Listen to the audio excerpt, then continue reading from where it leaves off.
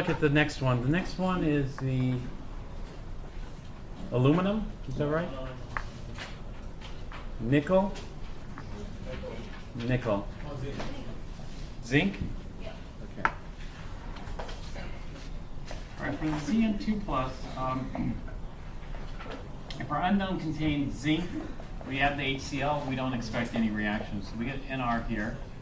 So if we have zinc, it's not going to precipitate out with chloride. And so we expect no reaction here. Now, if we have this solution which contains zinc and we add the ammonium buffer, what do we expect to happen?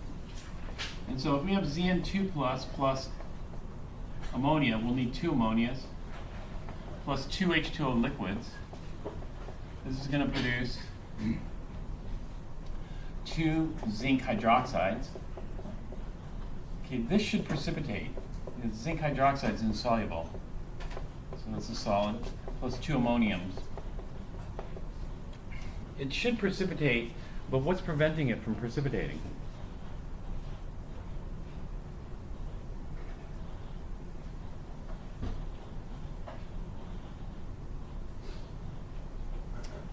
What's preventing it from precipitating is we're adding enough ammonium to shift this to the left, such that the zinc hydroxide doesn't precipitate.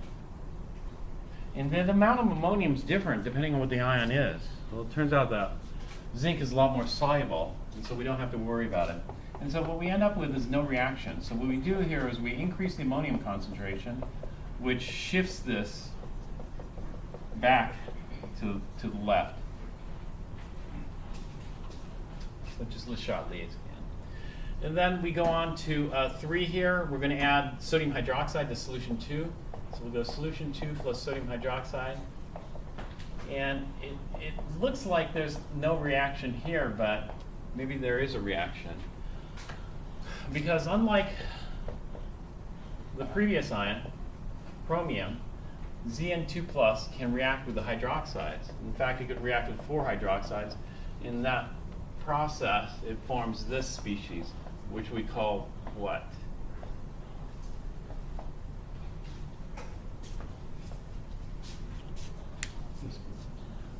What's the name of that ion?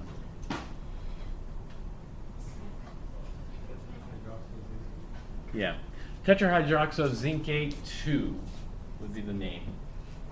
But it's still in solution, it's still colorless, so it doesn't really look like anything's happened, but there was a reaction that did form. And so this is not really correct. A reaction did occur. It's just no visible reaction.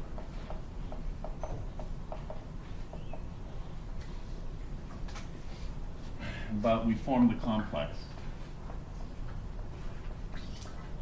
But why didn't we form the tetrahydroxochromate 3 ion?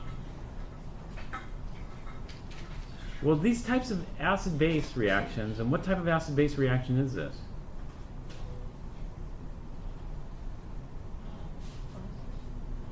Not Bronsted. Bronsted, these types of Lewis acid-base reactions are very difficult to predict. And so this is just based on experimental data. You know, hydroxides will attack the zinc, but they won't attack the chromium to form a complex.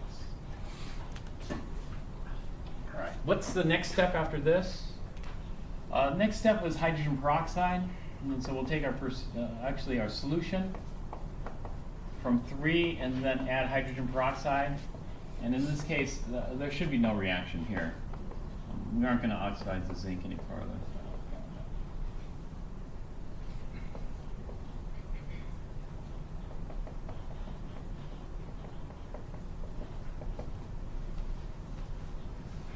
And then after we add the sodium hydroxide, we add the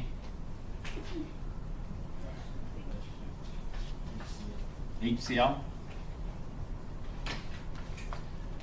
So we have solution 3 plus HCl. This is going to be no visible reaction, but a reaction does occur. And the reaction that does occur is that the complex is destroyed. the HCl will attack the ligands here. And so I'll need 4 H pluses, and then I'm going to just be left with Zn2 plus 4 waters.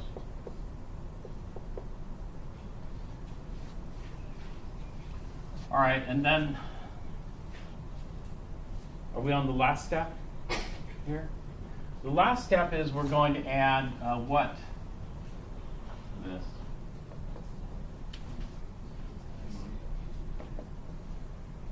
We just abbreviate DMG, which stands for. Are we adding DMG here, or what are we adding? We aren't adding DMG, sorry. We're adding potassium. What's that called? Potassium. Potassium hexocyanoferrate. What's the charge on iron? Is it 2 or 3? It's got to be 2. It's going to be hexocyanoferrate 2. So this is potassium hexocyanoferrate 2, and we get a, is that gray precipitate, or what color is that precipitate? Gray blue.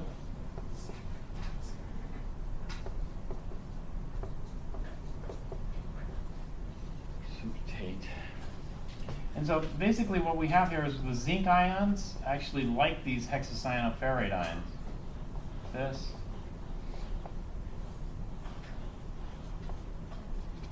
And we'll precipitate out Zn2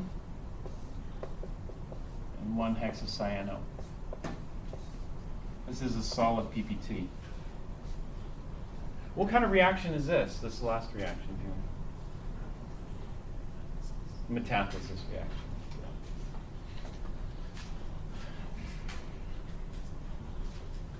All right, we're going to do one more, and that's it. We'll finish up the others next time. The next sign is going to be nickel. Is that right?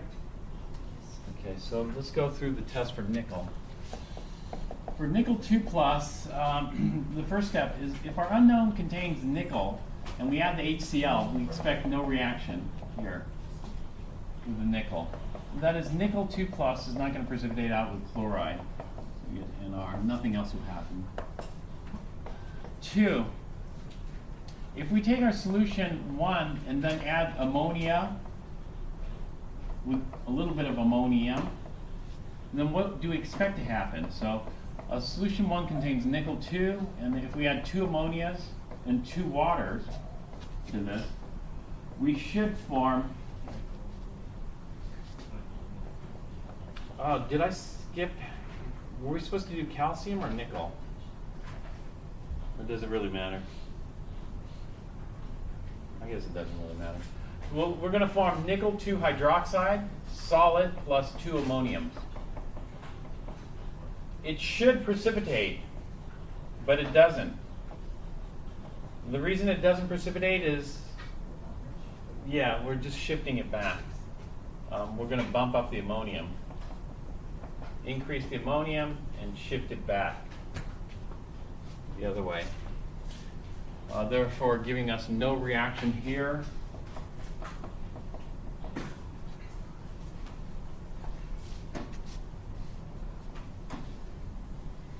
And then the next step is we're going to add what? After the ammonia, ammonium, what do we add?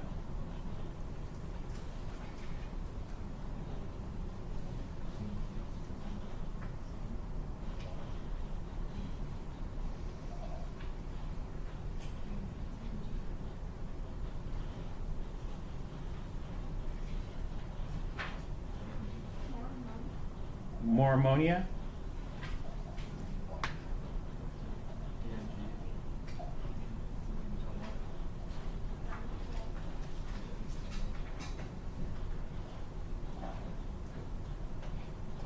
Okay, we add ammonium oxalate here.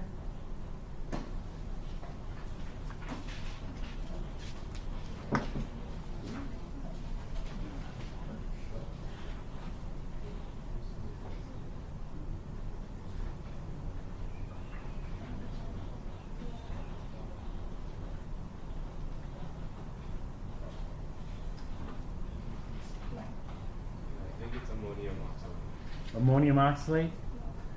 So it should be easy to see if you're looking at the flow chart, because of the flow chart, at one point we're going to just have this nickel 2 in solution here, and then we're going to add ammonium oxalate to this. Is that right? All right, so we're going to take solution 2 plus ammonium oxalate. And what do we expect to happen with nickel?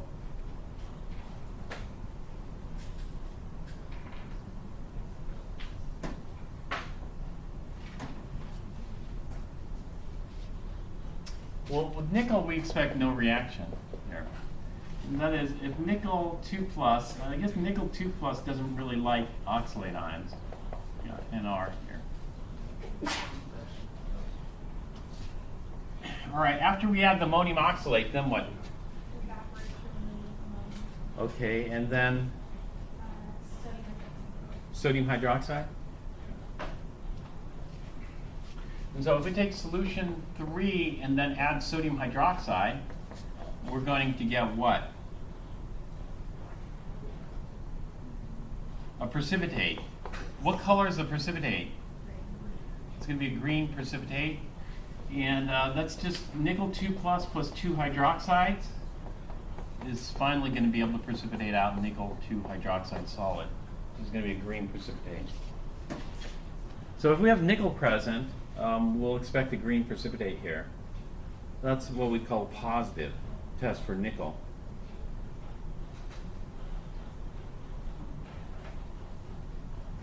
The book has some weird terminology in there. And the book says to add something until you get a negative test for nickel. So what is a negative test for nickel?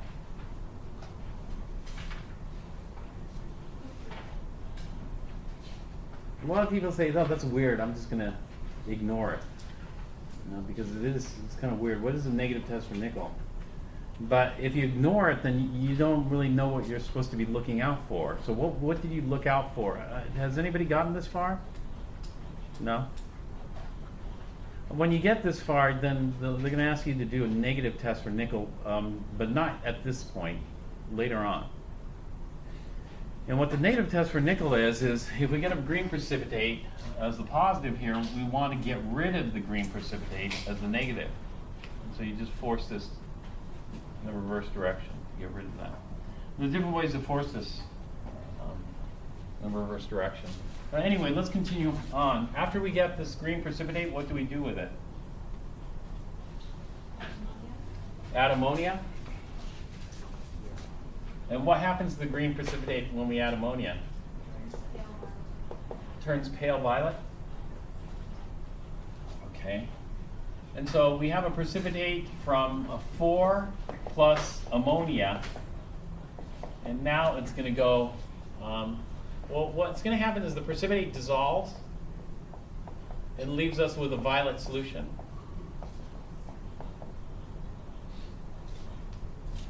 And so the nickel hydroxide solid gets attacked by ammonia. In fact, 4 ammonias will attack it.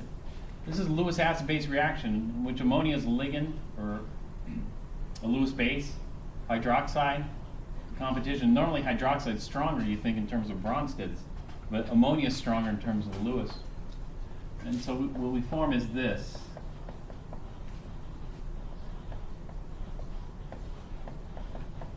It's 2 hydroxides. This complex ion is soluble in water, and it's called what? Tetraamine nickel 2. Okay, after we form the tetraamine nickel 2, what do we do with this? Okay. So the last step is we're going to take the solution 5 and add the DMG to this, and we should get what color precipitate? Red precipitate. And so here we have these amines that have attached.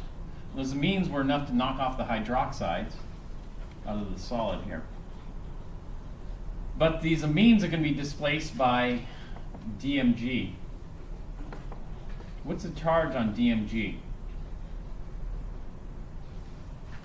Is it 1 minus, 2 minus? What's the charge on DMG? 1 minus? Or just minus? So we'll need 2 of those. And those are going to knock the amines off, and we're going to be left with this. DMG, it kind of has a long formula, but we'll have a precipitate, this, which is red. That would just be the nickel.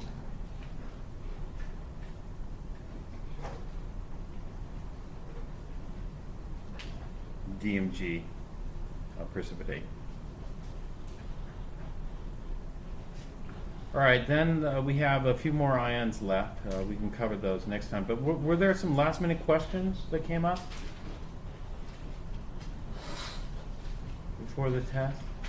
All right, what we'll do is, since we're out of time here, I'm going to stop. You can take a break.